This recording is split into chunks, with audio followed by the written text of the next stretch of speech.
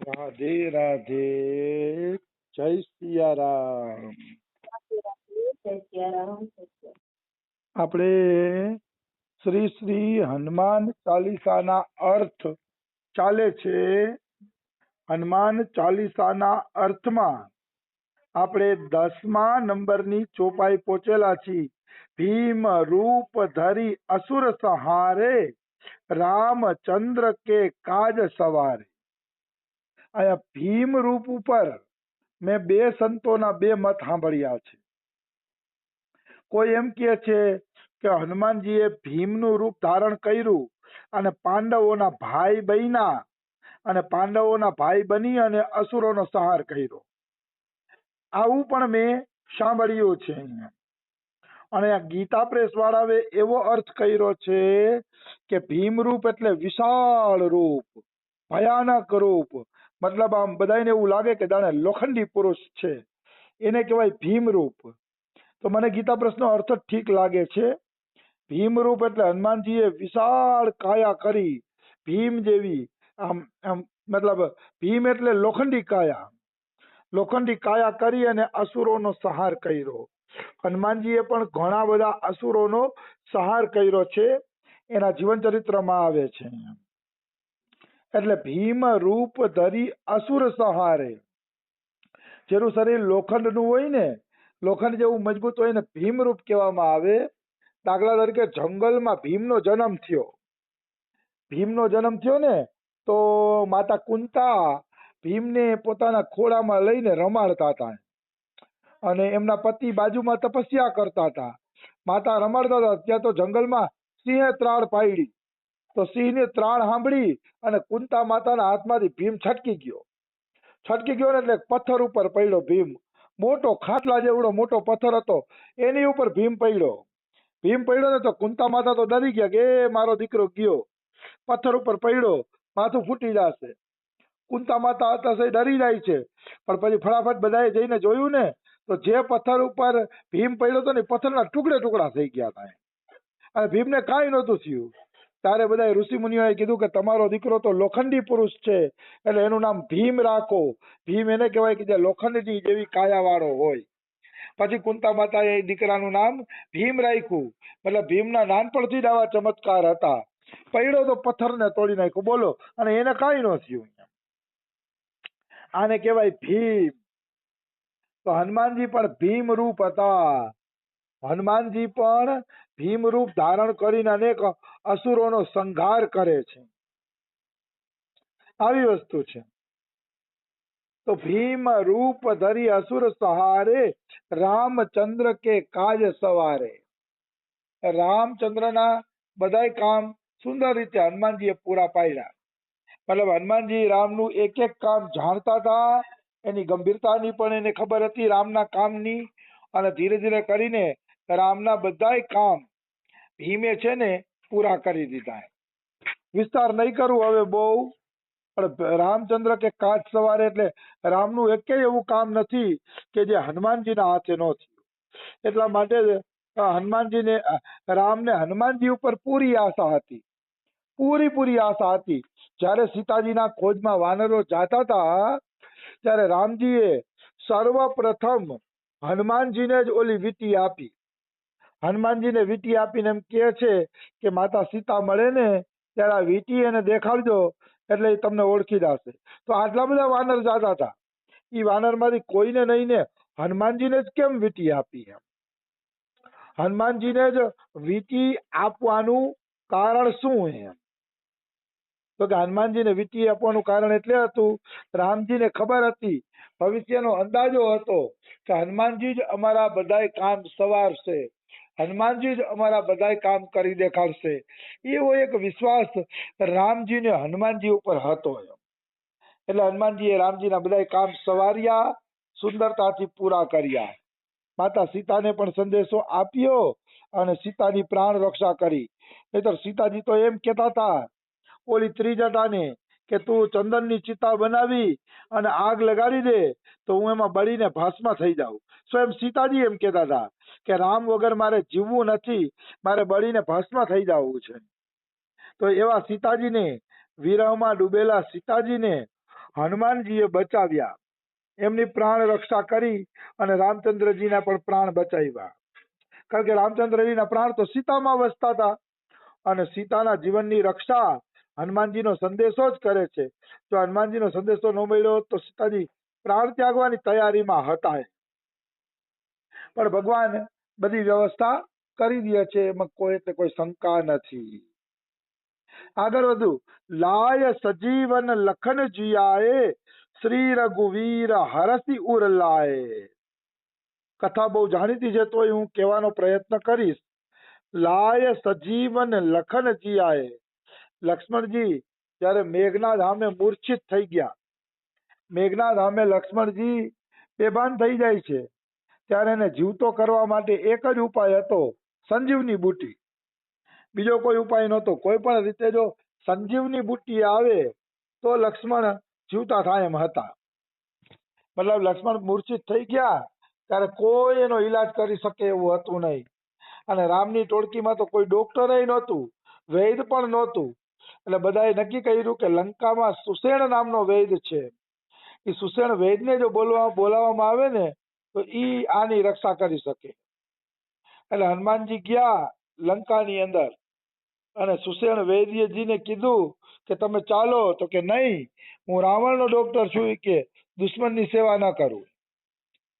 રાવણનો doctor છું, દુશ્મનની સેવા ન કરું. ત્યારે હનુમાનજી બહુ સરસ મજાની ફિલોસોફી સમજાવે છે કે ભાઈ ડોક્ટર માટે કોઈ પારકું પરાયું હોતું નથી, ડોક્ટર માટે કોઈ પોતાનું પારકું હોતું નથી, એના માટે તો બધા જીવ સરખા છે. એટલે તમારે કે સહયોગ દેવો જ પડશે, સહયોગ આપવો જ પડશે તમારે, અને સહયોગ આપીને પણ તમારે લક્ષ્મણને જીવતા કરવા પડશે. એમાં કોઈ પણ પ્રકારની શંકા નથી. તો વૈદ્યને અસર પડી ગઈ કે સાચી વાત છે, ડોક્ટરનું ભાઈ કોઈ સગું વાલું હોતું નથી. ડોક્ટર એટલે ડોક્ટર, એને બધાની સેવા કરવી જોઈએ. પછી હનુમાનજીને આ પાડે છે તો હનુમાનજીને ઘર હોતે ઉપાડી આવે છે. કારણ કે ઓલા ડોક્ટર આનાકાની કરતા હતા તો ઘર હોતે ઉપાડી લીધા. પછી ઘર હોતે ઉપાડી અને લક્ષ્મણજી પાસે વૈદ્યને મૂક્યા. ત્યારે વૈદ્ય એમ કહે છે કે આના માટે તો હિમાલયમાંથી જડીબુટ્ટી આવે ને તો આ બચી શકે એમ છે, નહીતર બચી શકે એમ નથી. જડીબુટ્ટી જોશે. બધા વિચાર્યું કે શું કરતી, તો કે હનુમાનજીને મોકલીએ જડીબુટ્ટી લેવા માટે. એટલે હનુમાનજીને જડીબુટ્ટી લેવા માટે મોકલવામાં આવ્યા. અને હનુમાનજી ગયા પણ ખરા. તો અહીંયા હિમાલયમાં પહોંચ્યા ને તો હનુમાનજીએ જોયું કે આમાં કઈ જડીબુટ્ટી હશે. કારણ કે હિમાલય તો આખું જડીબુટ્ટીનું ઘર છે. આજે પણ હિમાલયમાં એવા સંતો રહે છે કે જે જડીબુટ્ટીનો એક ગાંગડો મોઢામાં નાખી દે તો 6 મહિના ભૂખ નથી લાગતી. એવી મેં વાતો સાંભળી છે ને એવા સંતો મેં જોયેલા છે. તો હિમાલય જેવું તેવું નથી. હિમાલય તો જડીબુટ્ટીનું ઘર છે, પ્રાકૃતિક સૌંદર્યનું ઘર છે. એટલે આટલી બધી જડીબુટ્ટી જોઈને હનુમાનજી મૂંઝાઈ ગયા કે આટલી બધી જડીબુટ્ટીમાંથી હવે હું કઈ પસંદ કરું. અહીંયા તો ઢગલાબંધ જડીબુટ્ટી છે તો કઈ પસંદ કરવી. પછી હનુમાનજીએ નક્કી કર્યું કે એક કામ કરું, ઘડીએ ઘડીએ ધક્કા ખાવાની ફુરસત નથી, સૂર્ય ઉગે એ પેલા લક્ષ્મણને બચાવવાના છે. એટલે પછી હનુમાનજી આખો પર્વત જ ઉપાડી લીધો. કારણ કે હનુમાનજી છે ને એ નક્કી નહોતા કરી શકતા કે હું શું કરું. એટલે પછી એને આખો પર્વત જ ઉપાડી લીધો. અને પર્વત ઉપાડીને હનુમાનજી જાતા હતા તો અયોધ્યા ઉપરથી જયારે હનુમાનજી જાતા હતા પર્વત લઈને, ત્યારે ભરતને એમ થયું કે ઓહો, આકાશમાંથી કોઈ મોટો રાક્ષસ આવેલો જાય છે, આ કોઈ માયાવી રાક્ષસ છે, અને માયાવી રાક્ષસે જ આ રૂપ ધારણ કરીને અહીંયા પધરામણી કરી છે તો કોઈ માયાવી રાક્ષસ. એટલે પછી ભરતજીએ ફણ વગરનું બાણ માર્યું. ફણ વગરનું બાણ માર્યું એટલે હનુમાનજી રામ રામ રામ જપ કરતા કરતા ધરતી ઉપર પડે છે. એક બાજુ પર્વત પડે છે અને એક બાજુ હનુમાનજી પડે છે. પણ હનુમાનજીના મોઢામાંથી રામ નામ સાંભળીને ભરતને અપાર આશ્ચર્ય થયું કે આ એવો કયો જીવ છે કે જે મારા અયોધ્યામાં રામનું નામ જપે છે. આ તો મારો મિત્ર હોવો જોઈએ, આ દુશ્મન ન હોવો જોઈએ, આ મારા રામનું નામ જપે છે. પછી તો ભરતલાલજી ગયા અને રોવા માંડ્યા કે મેં કેવો અપરાધ કર્યો કે જે રામનું નામ જપે છે એને મેં તીર મારી દીધું. આ તો હારું બીના ફણવાળું તીર હતું. ફણવાળું તીર હોત તો શું થાય એમ. ભરતજી રડે છે ને ભરતજી, એટલે હનુમાનજી જાગ્રત થાય છે. ભરતજી પોતાના ભજનનું બળ લગાવે છે કે જો મેં તન મન ધનથી રામનું ભજન કર્યું હોય તો આ વાનર છે ને એ કે જીવતો થઈ જાય, નિશ્ચિત જીવતો થઈ જાય. એટલે આ રીતે ભજનનું બળ એમાં લગાડ્યું ત્યારે એ વાનર જીવતા થઈ ગયા, હનુમાનજી જીવતા થઈ ગયા. પછી ભરત પૂછે છે તમે રામ ભક્ત કોણ છો? તમારા મુખેથી રામનું નામ નીકળ્યું. તો હનુમાનજી આખી કથા કીધી કે આ રીતે હું રામ ભક્ત છું ને આ રીતે લક્ષ્મણ માટે જડીબુટ્ટી લઈ જાઉં છું. તો કે અરે બાપ રે, તો તમે બહુ ખોટું કર્યું. કે એક કામ કરો કે તમે મારા બાણ ઉપર બેસી જાઓ, પર્વત અને તમને બેને બાણ સહિત હું પહોંચાડી દઉં કે દક્ષિણ ભારતમાં. ત્યાં હનુમાનજીને થોડુંક અભિમાન આવી ગયું. મોરે ભાર ચલહી કિમી બાના, આ ચોપાઈ લખી તુલસીદાસે. મોરે ભાર એટલે મારા ભારથી આ બાણ થોડું હાલશે. પણ પછી એમ થયું ભાઈ રામનો ભાઈ છે, એમાં એટલો પ્રભાવ હોવો પણ જોઈએ, રામના ભાઈમાં એટલો પ્રભાવ અવશ્ય હશે. એટલે પછી હનુમાનજીએ કીધું કે ના ના, તમારી જરૂર નથી, બાણની જરૂર નથી, તમારું નામ લઈ લઈશ તો હું પહોંચી જઈશ. એટલે ભરત એટલા પ્રિય હતા રામને, કોઈ ભરતનું નામ લઈ લેતા તો પણ એ પહોંચી જતા, નિશ્ચિત રૂપે પહોંચી જતા, એમાં કોઈ એટલે કોઈ શંકા નથી. પછી ભરતલાલજીનું નામ લઈને હનુમાનજી હાલતા થયા અને તરત જ ત્યાં જડીબુટ્ટી જ્યાં દેવાની હતી ત્યાં પહોંચી ગયા. પછી શું થયું? સુષેણ વૈદ્ય ઈલાજ કર્યો છે, લક્ષ્મણજી પાછા મૂર્છામાંથી જાગ્રત થયા છે. તો બધા સંતોનું એવું કહેવાનું છે કે જ્યારે સબરીના આશ્રમમાં પહોંચ્યા હતા રામ અને લક્ષ્મણ, ત્યારે સબરી ભાવપૂર્વક બોરા ખવડાવતી હતી રામ અને લક્ષ્મણને. તો લક્ષ્મણજીનું મોઢું બગડી જતું હતું, કારણ કે બોરા હેઠા હતા એટલે લક્ષ્મણજીનું મોઢું બગડી જાય. ગમે નહીં લક્ષ્મણજીને હેઠા બોરા ખાવા, એટલે લક્ષ્મણજી બોરા ખાતા નહોતા પણ પાછળ ફેંકી દેતા હતા. દેખાવ એવો કરતા હતા કે હું બોરા ખાઉં છું, પણ ખાતા નહોતા, પાછળ ફેંકી દેતા હતા.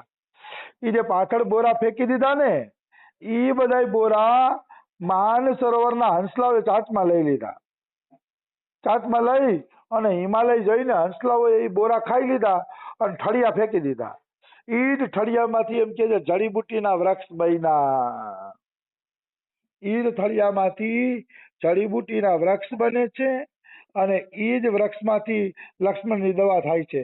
મતલબ એને ભક્તનો અનાદર કર્યો, સબરીનો અનાદર કર્યો, એટલે એને મૂર્છિત થવું પડ્યું. સબરીના પ્રેમ ભૈરા બોરાનો અનાદર કરવાથી આ સજા મળે છે લક્ષ્મણજીને, કે એને મૂર્છિત થવું પડે છે. અને પછી ઈ જ બોરાની જયારે જડીબુટ્ટી આવી ત્યારે પાછા લક્ષ્મણલાલજી બેઠા થયા. મતલબ ભગવાન દેખાડે છે કે ભક્તની વસ્તુનો કોઈ અનાદર કરે છે તો એને આવી સજા ભોગવવી પડે છે, નિશ્ચિત, એમાં કોઈ એટલે કોઈ શંકા નથી. એટલે મનુષ્યએ કોઈ દી ભક્તનો અનાદર નહીં કરવો. કદાચ એનું હેઠું જૂઠું મળે તો આપણું સૌભાગ્ય સમજવાનું કે ભક્તોનું હેઠું જૂઠું આપણા નસીબમાં ક્યાંથી. સંતોની ઉચ્છિષ્ટ પ્રસાદી મળે તો પ્રસન્નતા વ્યક્ત કરવી જોઈએ, કારણ કે એમનામ સંતોની ઉચ્છિષ્ટ પ્રસાદી જીવને મળતી નથી, નિશ્ચિત નથી મળતી, એમાં કોઈ એટલે કોઈ શંકા નથી. આવી વસ્તુ છે. તો કહેવાનો ભાવ શું છે? કહેવાનો ભાવ એ છે કે લખનલાલજીની ભૂલ અહીંયા સુધરી ગઈ અને લખનલાલજી પછી સબરીના બોરાથી પાછા જીવતા થયા સંજીવની બુટ્ટીથી. તો આ પ્રકરણમાં આપણે કહી શકીએ લાય સજીવન લખન જીયાએ. હનુમાનજીએ જ લક્ષ્મણજીને જીવતા કર્યા, નકર એક રાતની અંદર આવડો પહાડ લઈ આવો એ બીજા કોઈનું કામ હતું પણ નહીં, અને કદાચ બીજા કોઈ આવું કામ કરી શકે એવું હતું પણ નહીં. પણ લખનલાલજી હતા એટલે આ કાર્ય સફળતાપૂર્વક પાર પડ્યું. એટલે લખનલાલજીને લક્ષ્મણના જીવનદાતા કહેવામાં આવે છે. લાય સજીવન લખન જીયાય.